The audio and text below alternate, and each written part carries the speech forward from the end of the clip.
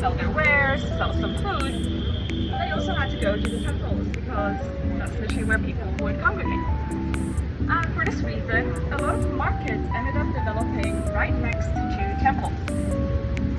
Even today, we still have both a day market and a night market in this area. So day markets typically focus on selling more fresh ingredients like fruits, vegetables, raw meats, raw seafood, the ingredients you would use to cook at home.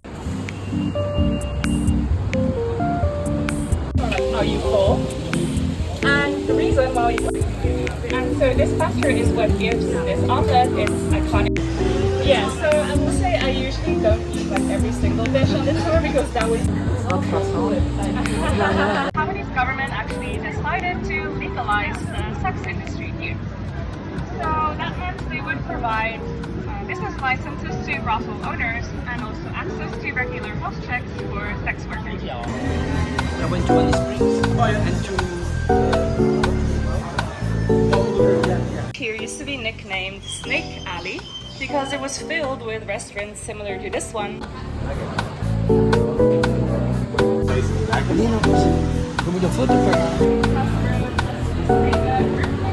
as well because I think in the past sometimes there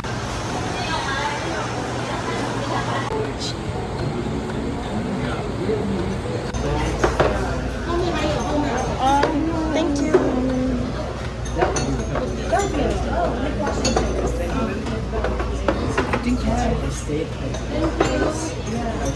So what we have here is a very typical Taiwanese comfort dish. So this is the braised pork rice, or youuuu flan as we call it in Mandarin. Oh, thank you. With a bowl for each of you guys.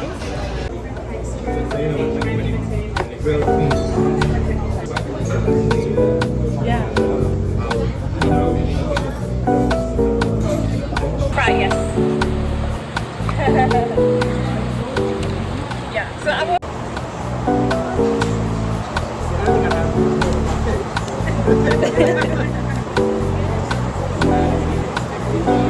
the aftertaste is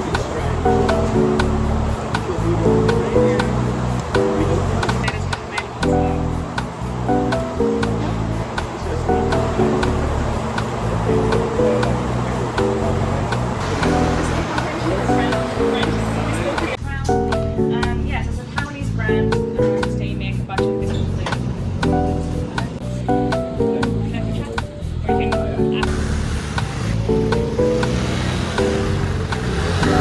So if you've never heard of winter melon before, it is actually this massive gourd over there on the. Thank you.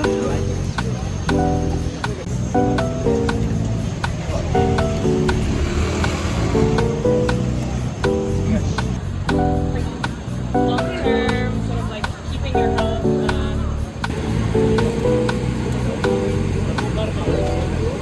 I know, right? 他说他很喜欢你的头发。